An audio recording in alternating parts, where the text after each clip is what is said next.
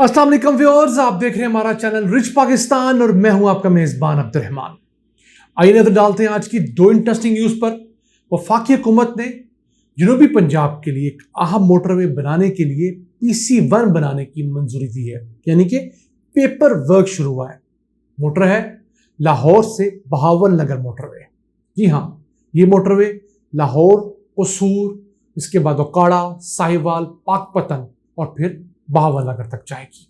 290 kilometre तवील इस motorway की दीगर क्या खसूसियात हैं वो डिस्कस करेंगे और ये कितने 100 अरब रुपए का मंसूब है वो आपको बताएंगे।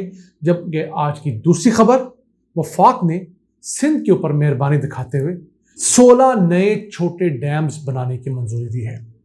आज की वीडियो में आपको बताएंगे कि ये डैम्स किन किन अजला में बनेंगे और अब तक सिंध में कितने छोटे डैम्स मुकम्मल हो चुके हैं, उनसे कितने लाख आबादी मुस्तफीद हो रही है। पहले चलते हैं लाहौर, जहां से लाहौर बहावल नगर मोटरवे की तामीर का आगाज होगा। ये मोटरवे 290 किलोमीटर तवील होगी और आजकल के रेट पे अगर हम इसको देखें तो तकरीबन 300 अरब रुपए का ये मंसूबा बनेगा। जब ये टेंडिंग में जाएगा हो सकता है इसकी कीमत बढ़ भी जाए। अब इसमें लाहौर के बाद कसूर, उसके बाद ओकाड़ा, साहिवाल, पाकपतन और आगे बहावल नगर के अजला, यानी कि ये 6 अजला जो हैं आपस में कनेक्ट हो जाएंगे। जनूबी पंजाब के लिए ये बड़ी अहम मोटरवे होगी। याद रहे, इससे पहले परवेज इलाही ने भी एक मंसूबा शुरू किया था जिसका नाम था सतलुज इंडस इकोनॉमिक नेटवर्क। उसमें ये तमाम जिले, इसके अलावा 2-3 अजला मजीद जिसमें भावलपुर का जिला भी शामिल है, तो वो तमाम मौजूदा मोटरवे नेटवर्क के साथ मुंसलिक होने थे। यानी इन्हीं मोटरवे जो इस वक्त पाकिस्तान के अंदर चल रही हैं, इनके साथ कनेक्टिंग रोड्स बननी थी बड़ी अच्छी क्वालिटी की।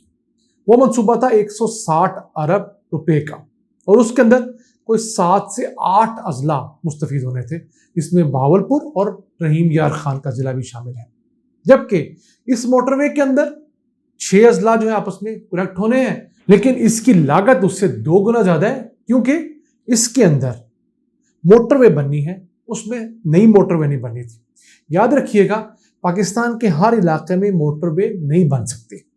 मोटरवे बनना महंगा है, क्योंकि अब पाकिस्तान में मोटरवे का 1 किलोमीटर 1 अरब रुपए का बनता है। तो जितनी महंगी मोटरवे होगी उस पर खर्चा ज्यादा आएगा, उसके ऊपर लगने वाला टोल टैक्स भी उतना ही महंगा होगा। फिर मोटरवेज के ऊपर आप बड़ी बड़ी ट्रॉलियां नहीं चढ़ा सकते, जैसे ज़रूरी अजनास की ट्रॉलियां होती हैं जिसके ऊपर सामान लदा होता है, बेताशा गन्ना या कपास, उसके ऊपर मोटरसाइकिल नहीं चला सकते, आम ट्रैफिक नहीं जा सकती। तो जो छोटे अजला हैं वहां पर तो छोटी ट्रैफिक ज्यादा है, वहां पर फैक्ट्रियां कम है, तो उनके लिए हाईवेज बेस्ट ऑप्शन है। या जो परवेज इलाही का मंसूबा था, इन्हीं मोटरवेज के साथ अच्छी क्वालिटी की हाईवेज का नेटवर्क बनाया जाए जो कनेक्ट करे उन मंडियों को मोटरवेज के साथ। बड़ी गाड़ियां उन हाईवे से चढ़कर मोटरवे पर चढ़ के जहां मर्जी जा सकें। अब ये जो लाहौर बहावल नगर मोटरवे का PC1 बनाने की मंजूरी दी गई है, इसके जरिए 2 करोड़ आबादी जो है इन अजला के रहने वाले लोग तेजी से आपस में कनेक्ट कर सकेंगे, कम्युनिकेट कर सकेंगे। फिर 2 अरब रुपए के तेल की सालाना बचत होगी, तो वो हमें नेशनल लेवल पे भी एक बचत होगी, आम लोगों की भी बचत है। फिर इसका फेज 2 भी है, जिसके अंदर बहावल नगर से आगे चिश्तियां, हासलपुर, खैरपुर और बहावलपुर तक इस मोटरवे को एक्सटेंड किया जाएगा। लेकिन ये खासा दूर का प्रोजेक्ट है। अगर इस प्रोजेक्ट पर भी काम का आगाज होता है तो ये मैं समझता हूँ उस इलाके के लिए भी अच्छा है और पाकिस्तान के लिए भी। आइए चलते हैं आज की दूसरी खबर की तरफ। वफाकी हुकूमत ने सिंध में 16 छोटे डैम्स बनाने की मंजूरी दी है और इनकी तामीर फौरी तौर पर शुरू करने का कहा है। अब इनमें से 5 डैम्स जिला ठट्टा में, 3 जिला मलीर में, 3 जिला जामशोरू, खैरपुर जिले में 2 और थरपारकर जिले में 3 डैम्स बनेंगे। अगर आपको ये बताएं कि इन डैम्स की मजमूई लागत कितनी होगी, तो वो होगी 15 अरब 29 करोड़ 54 लाख 79 हजार रुपए। ये मंसूबा फेडरल हुकूमत अपने बजट से फंड करेगी। क्यों? कि फेडरल हुकूमत आजकल मेहरबान है और पीपल्स पार्टी की वजह से उसकी हुकूमत कायम दायम है, तो पीपल्स पार्टी की तरफ से जो भी प्रपोजल जाता है वो उसे मंजूर करती है। PCB चेयरमैन नजम सेठी की तैनाती के ऊपर तनाजा बन रहा है تو جو موجودہ منسٹر ہیں اس نے کہہ دیا ہے کہ جو مرضی ہو PCB چیئرمین پیپلز پارٹی کا وہی آئے گا۔ اب وہ کون ہے؟ ذکا اشرف، جو پہلے بھی PCB چیئرمین رہے ہیں، اور نجم سیٹھی بیک فٹ پر چلے گئے۔ آلدو وہ شہباز شریف کے لاڈلے ہیں، انہوں نے نواز شریف کو بہت سرو کیا ہے، لیکن پیپلز پارٹی جب ڈٹ گئی ہے تو اس نے منا کر ہی لینا ہے۔ اسی کے ساتھ ساتھ جب بجٹ پیش ہوا تھا تو حکومت سرکاری ملازمین کی تنخواہوں میں 20% اضافہ کرنا چاہتی تھی، کیونکہ IMF کی قدغن بھی ہے، لیکن پیپلز پارٹی نے کہا کہ 30% سے کم نہیں قبول، تو مجبوراً نون لیگ کو 30 سے 35% اضافہ پرپوز کرنا پڑا۔ اب دیکھتے ہی ہیں کہ IMF کا پریشر کیا آتا ہے، اور پھر ہم جب اس بجٹ کو منظور کرتے ہیں تو کتنے % پر منظور کرتے ہیں۔ اب آخر میں آپ کو بتائیں کہ اس وقت سندھ کے اندر کتنے ڈیمز مکمل ہو چکے ہیں۔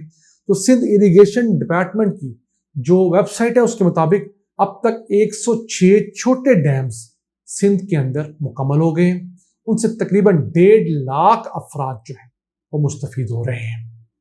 اس کے علاوہ 24 اسمال ڈیمز اس وقت بھی زیر تعمیر ہیں۔ تو میں آپ لوگوں کو بتاتا ہوں اکثر یہ ڈیمز چھوٹے چھوٹے گوٹھوں دیہاتوں کے لیے بہت عام ہوا کرتے ہیں۔ کیوں؟